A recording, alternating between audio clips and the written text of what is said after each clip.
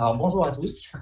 Alors, donc moi, je m'appelle Lionel Darras, je suis ingénieur d'études CNRS dans un laboratoire en archéologie orientale. Donc, c'est un peu différent de tout ce que vous avez vu là, mais j'aime bien.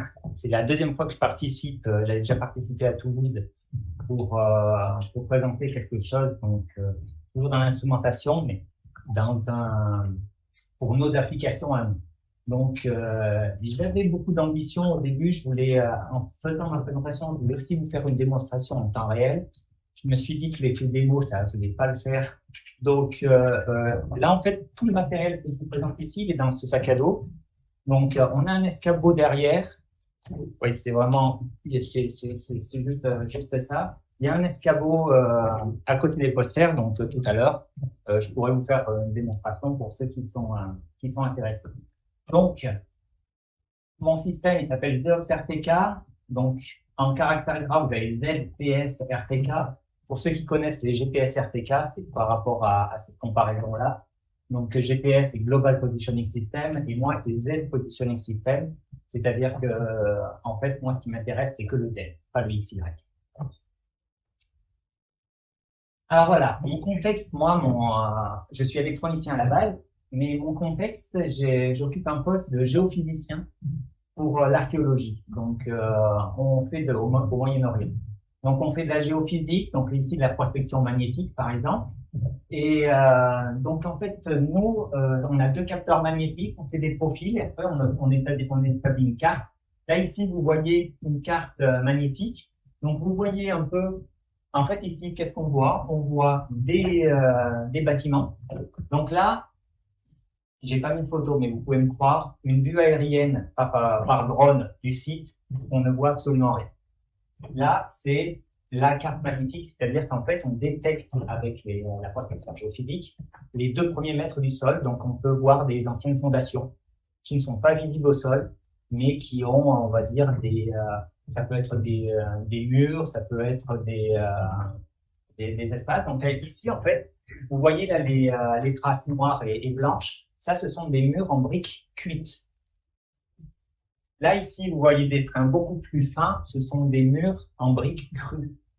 Donc, en fait, ça, c'est du néo-babylonien. Ça, c'est du paléo-babylonien. C'est tout simplement des espaces où il y a eu des constructions à différentes époques. Et là, ici, vous voyez des canaux. Vous voyez le canot de la ville et vous voyez une ville. Voilà. Donc, voilà le contexte sur mon travail. Vous voyez ici, sur un site, donc ça, des terres miracles, en Ouzbékistan, vous voyez ici, vous voyez que finalement, l'occupation qu'il y a eu, c'est l'occupation, ça se fait sur un tel. Un tel, c'est une colline, mais pas naturelle, anthropique. C'est-à-dire, la succession d'occupation de cet espace fait que justement, il y a une forte topographie. Donc, voilà, ces sites, donc on peut faire de la prospection géophysique là, et en fait, connaître la topographie d'un site est très important pour mieux interpréter nos cartes.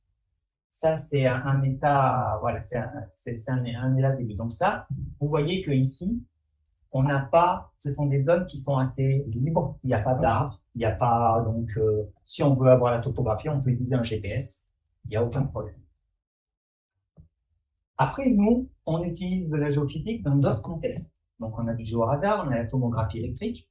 Dans des endroits, ça peut être dans de l'urbain, mais ça peut être effectivement sous des arbres. Et autant, tout à l'heure, je vous ai dit que connaître la topographie peut aider à interpréter, autant pour une topographie électrique, c'est indispensable. Il faut absolument connaître la topographie du profil pour mieux interpréter et faire l'inversion des mesures. Et là, dans ces milieux-là, on ne peut pas utiliser de GPS. Donc, pour faire un résumé, on va avoir des types de terrains. On va avoir le terrain 1 où on va avoir, dans un but archéo ou géologique, on veut faire de la prospection géophysique. Sur un terrain qui n'est pas du tout couvert par de la végétation, donc c'est très facile d'utiliser un GPS de précision pour avoir la topographie. On va avoir terrain 2 où on peut utiliser un GPS de précision aussi, mais on va avoir des trous de données. Lorsqu'on passe près des arbres, on n'aura pas de réception GPS. Et la troisième, le terrain numéro 3, et bien là, par contre, on ne peut plus utiliser de positionnement GPS. Alors, je parle de positionnement GPS parce que souvent, justement, le positionnement, le GPS se connecte directement à l'instrumentation, à l'instrument géophysique et pour synchroniser les données, les mesures. Donc, l'idée, c'était de dire, mais comment on peut mesurer simplement la microtopographie d'un site sans utiliser de GPS? Alors, parce qu'en fait, finalement, nous, comment on prospecte en archéologie? Ça, je l'ai pas dit. Mais en fait, ce qu'on fait, c'est qu'on n'utilise pas de GPS. Des fois, on peut ne pas utiliser de GPS. Donc, en fait, on fait comment pour faire nos cartes? En fait, on fait tout simplement des carrés au décamètre et on fait des profils tous les mètres. Donc, en fait, notre XY, on a notre propre repère local. Donc, finalement, ça, à la limite, si après, on géoréférence simplement les angles de nos zones de prospection, on peut facilement géoréférencer. Ça, il n'y a pas de problème. Donc, le XY, OK. Mais finalement, c'est le Z qui nous manque. On n'aura pas la microtopographie de notre prospection. Donc, en fait, je suis parti alors, l'inspiration la plus importante ici, c'est les parapentistes.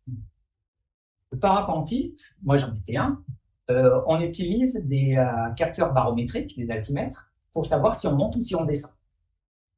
Donc, en fait, un altimètre, qu'est-ce qu'il mesure? Il mesure l'altitude, mais en fait, finalement, il varie en fonction de quoi? En fonction de l'altitude, mais c'est en fonction aussi des conditions météorologiques. C'est-à-dire qu'à une même altitude, vous allez avoir la mesure qui va varier avec la variation météorologique. Donc, au début, moi, je suis parti simplement, alors, toute cette partie-là, c'est-à-dire la partie alimentation Arduino, ça va donner un premier prototype dont on parlera tout à l'heure, pour lequel j'avais fait des essais. Mais après, je suis allé plus loin. Et c'est là le plus important. C'est que, donc déjà, les capteurs altimétriques, la précision est centimétrique au niveau de la variation. Donc déjà, c'est pas mal. Parce que finalement, c'est ça, c'est avoir une microtopographie. Si on utilise, là aussi, je ne l'ai pas dit, un GPS de précision, on a, au niveau du Z, on a une précision de 4 cm. 1 cm en XY, 4 cm en Z. Par contre, si on a un GPS naturel, le téléphone, on va avoir 1 mètre en XY, plus de 2 mètres en Z. Donc, du coup, complètement inutilisable pour avoir une microtopographie. Donc, là, une précision décimétrique, c'est assez intéressant. Et, du coup, je suis parti après du GPS RTK dont on a parlé. Le GPS RTK, pour ceux qui savent comment ça fonctionne, c'est qu'en fait, le GPS, pourquoi il est imprécis au GPS de téléphone?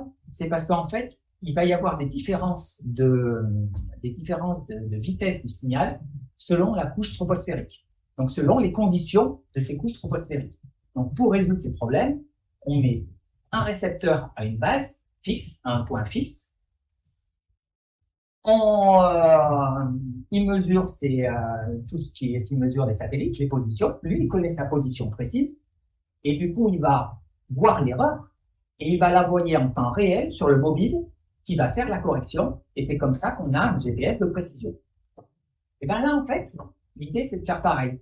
C'est de dire, les conditions météorologiques à un point fixe, on peut les mesurer. Il va voir, lui, les cas et ensuite, il va les envoyer. Donc, pour l'acquisition, on peut utiliser une carte Arduino. Pour l'alimentation, alors pour l'alimentation, j'ai fait un choix de ne pas avoir de batterie interne, de n'utiliser des batteries de chargeurs de téléphone ou de panneaux solaires pour téléphone pour la base. Pourquoi? Parce que nous, on travaille au Moyen-Orient. Pour tous ceux qui voyagent, vous connaissez sûrement les problèmes des batteries en avion où régulièrement vous avez des surprises, on vous les enlève, c'est compliqué, des fois il faut les mettre en fuite, des fois pas, des fois, etc. Là, l'avantage, c'est que vous avez votre système. Chaque fois, on vous pose la question, est-ce qu'il y a des batteries? Là, vous pouvez répondre non. Vous arrivez dans un pays, n'importe quel, en Arabie Saoudite, en Irak, vous allez dans un magasin de téléphone, vous achetez une batterie externe et c'est réglé. Donc ça, c'est pratique. Ensuite, Le low cost, donc évidemment, c'est tout ce qui est le boîtier en fait, j'ai ma propre imprimante 3D, donc justement pour les idées.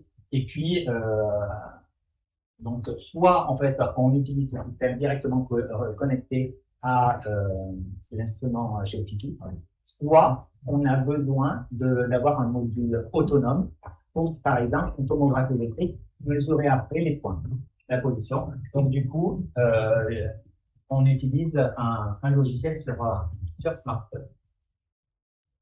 Donc, voilà. Donc, du coup, on a une carte. Alors ici, j'avais utilisé une carte Arduino MKR0 parce que c'est une 32 bits tout simplement parce que je l'utilise dans un projet plus important où j'ai besoin de rapidité de calcul en temps réel. Donc, je suis parti sur la même base. Un module Bluetooth et un module radio. Alors, si on veut faire la faible consommation, moi j'utilise donc le R632 parce que l'instrument géophysique accepte une trame NMEA par les GPS de par RS132. J'ai du Bluetooth parce que du coup, c'est le RS132. Mais ce qui est surtout important, c'est pour la basse consommation. Si on est il ne faut surtout pas utiliser de microprocesseurs directement avec un bus Ethernet ou un bus Wi-Fi, un port Ethernet. Parce que pour fonctionner, il va avoir besoin d'une horloge importante. Et c'est cette horloge qui va sûrement tout le temps faire une surconsommation. Alors qu'avec du RS232, vous pouvez minimiser votre consommation. Ça, c'est vraiment important. Je l'ai vécu. On a tous fait des erreurs. Et voilà.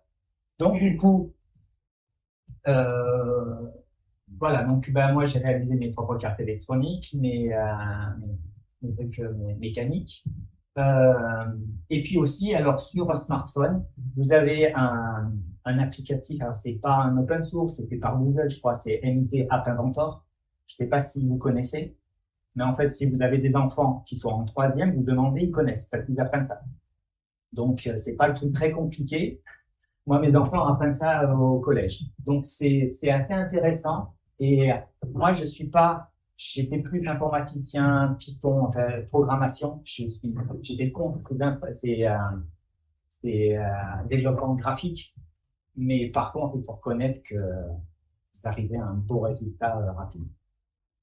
C'est difficile des fois à maintenir.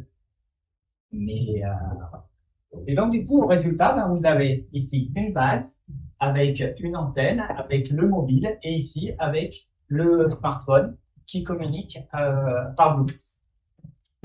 Oui.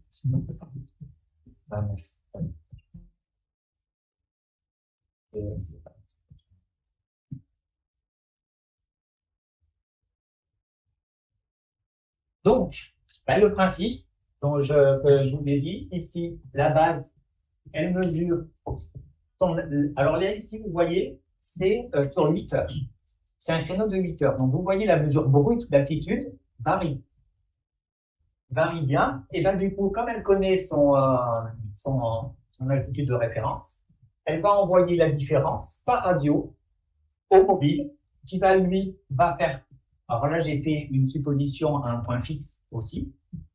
Là, et ben, on se rend compte qu'on a la même variation. Et du coup, on va pouvoir soustraire la correction et on va obtenir ça. Alors évidemment, c'est zoomé, mais vous voyez que c'est quand même, il y a une bonne stabilité sur c'est toutes les secondes, hein, c'est des mesures toutes les secondes. Donc après, il suffit de moyenner, de prendre ça, et on a des choses quand même assez intéressantes. Donc après, la carte Arduino envoie une trame NMEA par Bluetooth ou par RS232. Et en fait, donc de type, moi, ce que j'appelle ZHGGA, donc c'est DOS GGA, mais c'est exactement les mêmes trames de GPGGA, GNGGA que vos récepteurs GPS standard envoient. Et donc, du coup, soit on le communique directement par RS132 à un appareil géophysique qui synchronise les données, soit on fait une acquisition indépendante. Alors, ça, c'était là, évidemment, où je voulais faire la démonstration, mais que vous verrez plus tard. Mais là, l'interface graphique sur smartphone, c'est vraiment justement pour ce cas-là où on a des électrodes qui sont plantées dans le sol et en fait, on fait les mesures, mais pour traiter les données en post-traitement, on a besoin de mesurer l'altitude, la microtopographie pour justement faire les bons calculs d'inversion. Alors, tout à l'heure, je vous ai parlé de la première partie où je n'avais pas fait la version RPK. J'avais fait juste la mesure d'altitude.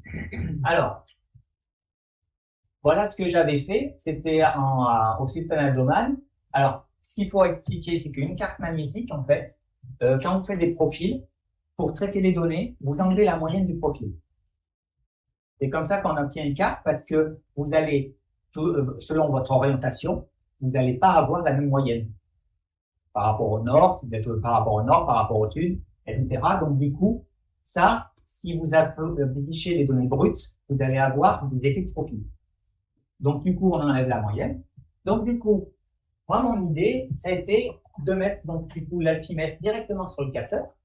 Donc là, l'avantage, c'est que, contrairement à un GPS, on ne peut pas le mettre aussi près d'un capteur magnétique parce qu'un GPS, pour bien fonctionner, il faut un plan de masse. Un plan de masse, ça perturbe les mesures magnétiques. Là, ici, c'est tout petit.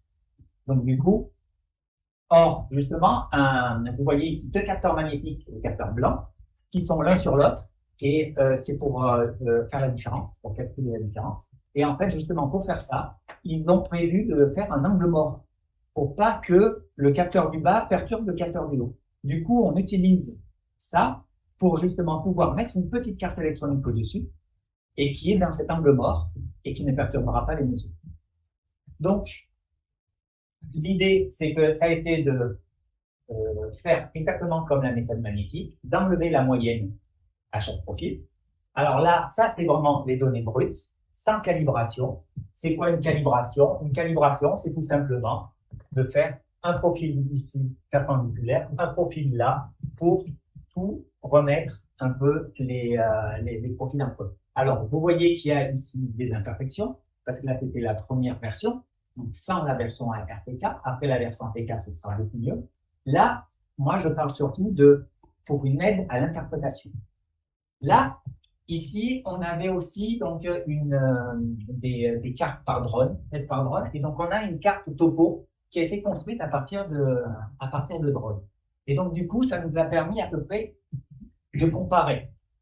Donc, vous comprenez qu'en fait, cette carte et cette carte, vous les avez instantanément. C'est-à-dire que le soir, vous traitez vos données, vous n'avez pas encore de géoréférencement parce que le topographe, il n'a pas encore pu relever vos points, etc. Et bien, en fait, vous avez déjà, vous pouvez comparer. Et là, vous pouvez voir ici, vous voyez que c'est une zone bien perturbée. Et bien, en fait, vous voyez que ça correspond à un tel. Donc, effectivement, c'était une zone d'occupation. Vous voyez, là aussi, ici, là, ici, par contre, c'est beaucoup plus uniforme. C'est-à-dire qu'ici, ça n'a pas été construit. Là, ce sont donc deux thèmes, deux occupations. Alors, par contre, dans ces développements, l'avantage, c'est que, alors, on est d'accord que ça n'existait pas avant ce système par rapport à notre besoin.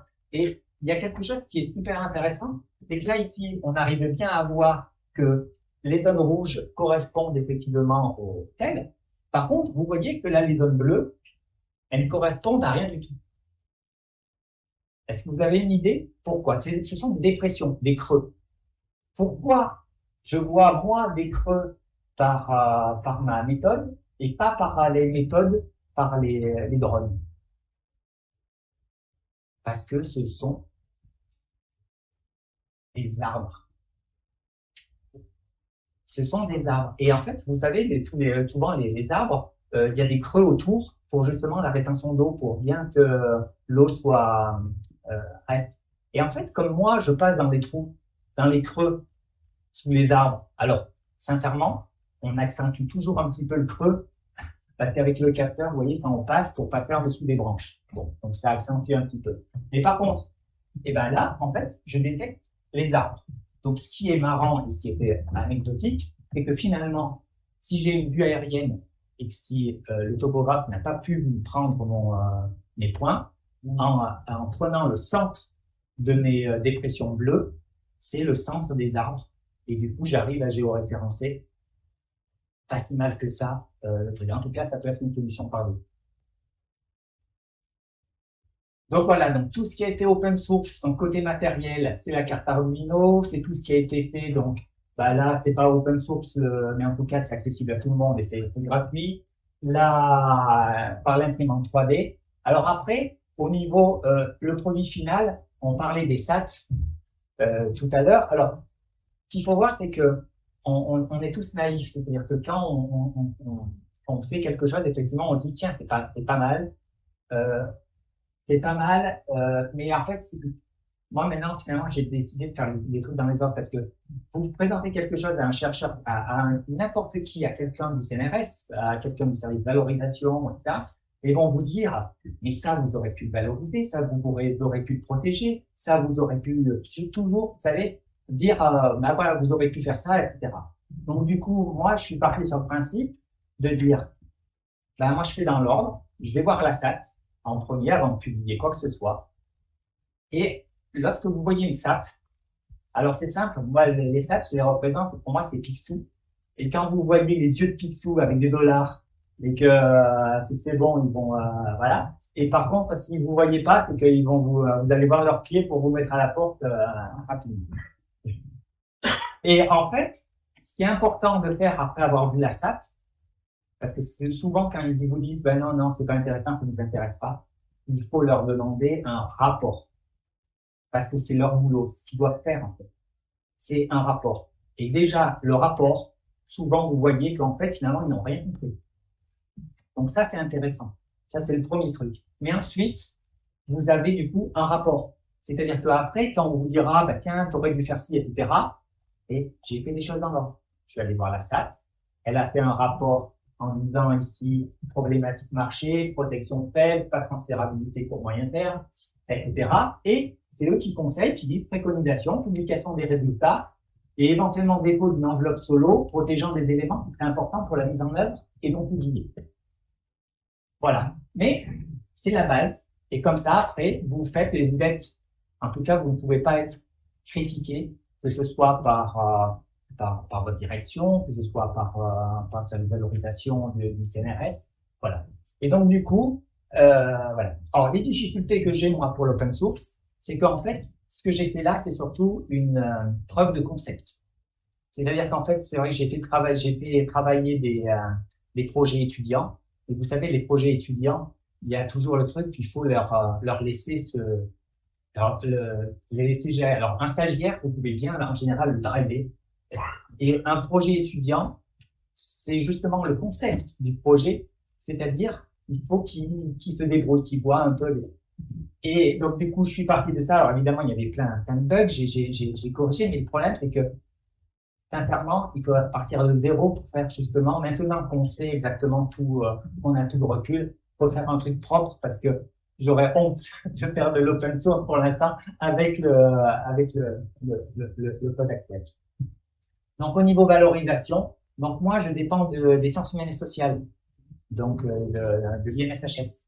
Donc, eux, par contre, il faut reconnaître qu'ils se battent beaucoup justement sur la valorisation parce qu'on est tellement peu à faire de la valorisation que tous les 2 ans, donc ils font un salon CNRS, donc Innovative SHS, et donc du coup, voilà, j'en ai profité à chaque fois en fait. Je suis à peu près à tous. Et pour valoriser un peu les projets, c'est l'occasion. Et puis après, bah, du coup, j'ai fait des publications aussi, open access, donc SWAL. Et puis voilà, j'essaie de communiquer avec d'autres à l'atelier low cost à Brest qu'il y avait eu pour l'océanographie. Et puis les travaux les résultats que je vous ai présentés en Oman, au Sultanat d'Oman, je vais les présenter donc en mars à l'ICAP, c'est la conférence de Archaeological Prospection, donc qui va avoir lieu à Kiel en Allemagne et donc ce sera pour présenter un peu la méthodologie. La prochaine, c'est que voilà, ben, vous voyez le besoin en fait, c'est que c'est pas que quand il y a des arbres, mais ici, on était à Vienne, donc en Isère, on doit faire on a fait une tomographie électrique en milieu souterrain. Et ben là, pour avoir la microtopographie de votre profil, vous faites comment? De manière simple, Ben, du coup, voilà, c'est ça l'idée, utiliser ces appareils. Alors, il y a des défauts, c'est moins précis qu'un GPS RTK, mais dans ce cas-là, ça peut quand même nous aider à avoir une bonne mesure du protocole. Voilà, donc merci de votre attention. Et là, alors, c'est pareil pour les organisateurs ou moi j'avais assisté à l'atelier donc low cost à Brest et en fait ils avaient un dessinateur, quelqu'un qui représentait, qui illustrait les présentations en fait sous forme graphique, sous forme dessin.